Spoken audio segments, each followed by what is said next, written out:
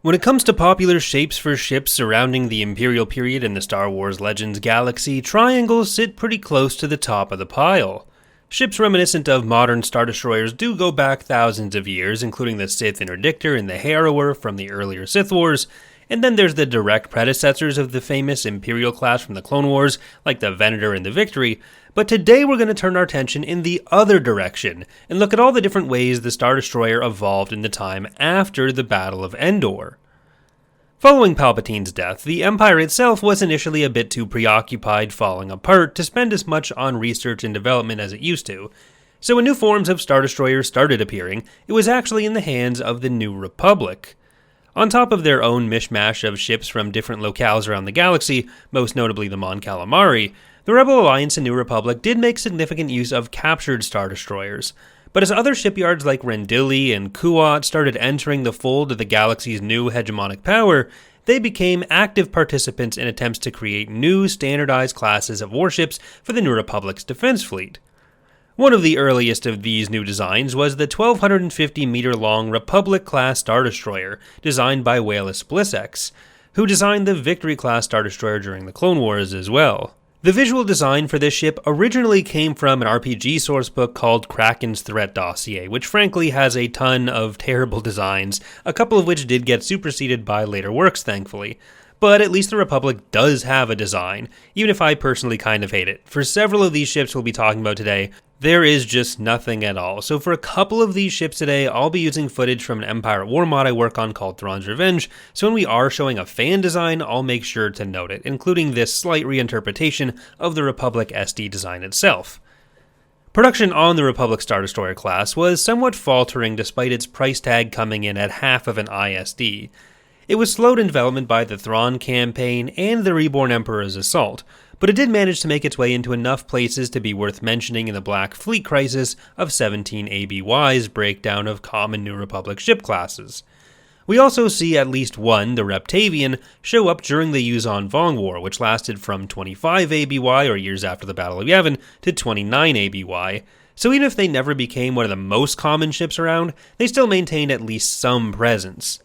This ship also nearly became the subject of a major retcon in the Essential Guide to Warfare, where there was some speculation of using the Republic Star Destroyer moniker as an alternate name for the Mon Calamari MC-80B class, of which the Mon Ramonda, commanded by Han Solo, was a member, though this didn't end up going forward. And I'm kind of glad it didn't, because a lot of the story details don't really make sense there, and we do see them as distinctly different designs. Around the time of the Republic class's development, the New Republic also embarked on the New Class Standardization project, which sought to introduce several new ship classes within a framework of using small, compact, purpose-built vessels, rather than something like the older Imperial-class Star Destroyers, which were meant to serve out long deployments as a kind of jack-of-all-trades, covering all bases on those long deployments. This involved producing different specialized ships off of the same basic hull design, with a lot of that design work being done by the New Republic Engineering Corporation, and then produced in cooperation with various shipyards. So each hull type usually resulted in two similar ship classes performing different roles being produced. The last and most powerful ships in this group, entering service a little after the end of the Reborn Emperor's campaign, were a pair of Star Destroyers built off of the same hull, called the Endurance-class Fleet Carrier and the Nebula-class Star Destroyer. Thanks to its more modern technology and more efficient use of space, giving up a lot of the carrying capacity used by earlier ISDs to transport huge planetary garrisons on longer deployments, the Nebula was able to nearly match the power of the much larger Imperial class, despite being only 1,040 meters compared to the 1,600 meter length of the Imperial class Star Destroyer. The weapon loadout on the Nebula was also fairly similar to the prior Republic class Star Destroyer, at 40 turbo lasers, 40 heavy laser cannons, and 20 ion cannons, but the Nebula presumably had a stronger reactor to power them, and also touted additional concussion missiles. The Endurance, serving primarily as a carrier, carried a significant complement of fighter craft, meaning more fighter pilots on board who could like this video and subscribe for more, but it also had a much less powerful armament, focusing more on laser cannons to use in point defense against other attacking fighters. Production on these two vessels, despite being some of the best in the New Republic's fleet, was also fairly limited, partially as a result of it being a fairly peaceful time for the New Republic overall. Only a handful were in service by the time of the Black Fleet Crisis in 17 ABY, where the forces of a lost Imperial shipyard were taken over by the Yavitha, a xenophobic, warlike species near the core. One of these ships, though, the Obi-Wan, was commanded by a Wookiee captain within the New Republic Defense Force, Captain Wurrick. Because of their cost and power, they often remained only as part of defense forces for the core by the time of the Yuuzhan Vong War, meaning they likely only participated in the later phases of the war. Unfortunately, later Legends novels, including the New Jedi Order series, seem pretty allergic to the ship classes introduced by the Black Fleet Crisis novels, so they almost never get mentioned again despite being the first real attempt to get a separate standard navy for the New Republic that wasn't just Mon Calamari ships and captured modified Imperial ships. And the next two evolutions of the Star Destroyer that we're going to talk about do essentially just that, making a semi-new class out of a modification of the earlier Imperial classes. Part of this seems to come from an idea that the books have to use recognizable, iconic ships if they want to succeed, but that often comes at the expense of adding or fleshing out newer or more interesting ship classes. First, we have what I'll call the Mon Mothma variant of the Imperial-class Star Destroyer, developed in the middle of the Yuuzhan Vong War and deployed in 27 ABY.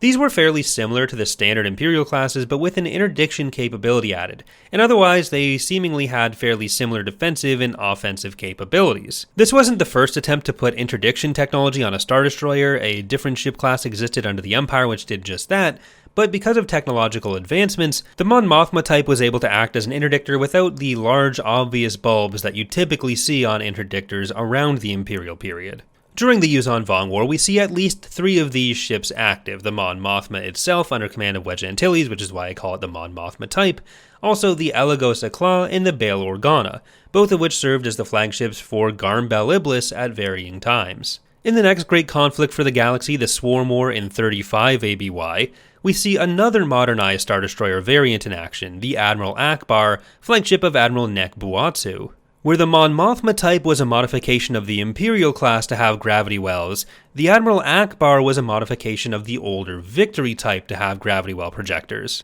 And while we only see it in action in the Darkness Crisis books, the complete Star Wars Encyclopedia actually claims that the Admiral Akbar and its type of ship was in service during the Yuuzhan Vong War. Though this is technically a retcon by the encyclopedia, and it doesn't match perfectly with some of the details in the Darkness Crisis, at least from what I remember in my recent reread. On top of the gravity well projectors, the Admiral Akbar had a massive tractor beam intended for pulling asteroids, though given this was meant for anti-pirate action, it's possible it's a later addition and wasn't part of the Yuuzhan Vong War loadout. Luckily, not every Star Destroyer of the Yuuzhan Vong War or Swarm War was just a modified take on classic Imperial hulls, though. Another Galactic Alliance Star Destroyer came into service in the Yuuzhan Vong War as well, called the Rejuvenator. Unfortunately, this is one where we have essentially no information at all and no visuals, but Victoria did make a model for Thrawn's Revenge, which is what you're looking at now. This kind of interprets it as a modification or a follow-up to the Nebula class, but again, we don't have any information at all, so you can almost fill in the blanks with whatever you want. The Empire, by the end of the Swarm War, also started getting back into producing new ship classes to supplement or replace its own aging Star Destroyer designs. Chief among these was an agile pocket Star Destroyer, similar to the older New Republic's Nebula class called the Turbulent. We again don't really have many details or any visuals for this ship, because we sadly never got an RPG supplement or something for Legacy of the Force, which is where a lot of these types of things normally get fleshed out. RPGs are a big part of lore building in Star Wars Legends, but we do know it maintained at least some elements of the command tower on top of the superstructure style from earlier ISDs, just at a much more compact size. We have another mod-made model from Thrawn's Revenge by Acertzel in Victoria for one potential interpretation of what it might have looked like. This class came into service by the time of the Second Galactic Civil War in 40 ABY, where Corellia was rebelling against the Galactic Alliance, of which the Empire was a member, until Supreme Commander Gilad Pellaeon and the Moffs withdrew due to the excesses of Colonel Jacen Solo, aka Darth Caedus, in persecuting political enemies. The way the ship is spoken about, it is possible that the class was in use slightly before the war started, but it's definitely a very recent addition to the galaxy's repertoire of starships. One member of the class, called the Bloodfin, served as Pellaeon's flagship during this period, until his death at the hands of Jacen Solo's apprentice. A second new type of Star Destroyer was in service for the Galactic Alliance during the Second Galactic Civil War as well, although for this one we do know that it was designed at least shortly before, since it's already in service when the conflict kicks off. This is the Galactic class battle carrier. Once again, we never get an official design or image for the ship, but we do have at least a general description, indicating it's the same length as the Imperial class, but wider.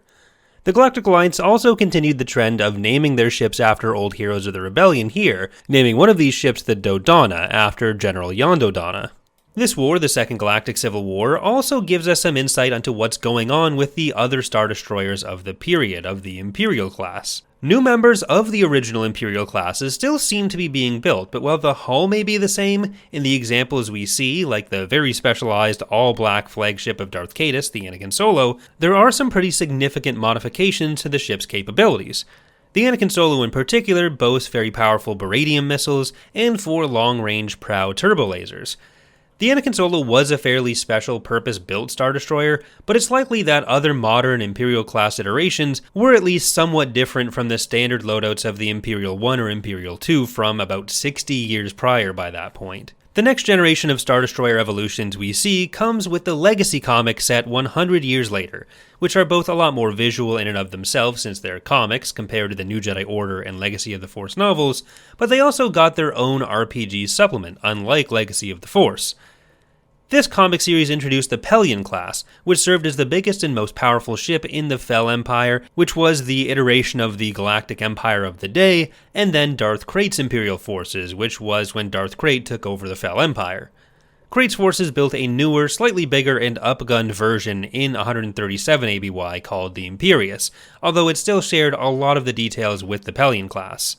The Pelion class, despite being more modern and more powerful, was actually still somewhat smaller than the older Imperial classes, so the Imperius might have been closer to what we'd expect from a standard Imperial class's size. All of this reflected a long-standing trend of fleet miniaturization begun by the New Republic. These craft were supported by an even smaller Star Destroyer type, the Ardent-class fast attack frigate, which had a superstructure that was slightly more reminiscent of the classic ISD, and smaller banks of still quite powerful heavy and medium turbolasers. That's going to do it for our rundown of the evolution of the Imperial Star Destroyer after Endor, though. Thank you for watching. Special thanks to the Thrawn's Revenge mod, which I'll link in the description, and of course the channel members and patrons who make this channel possible.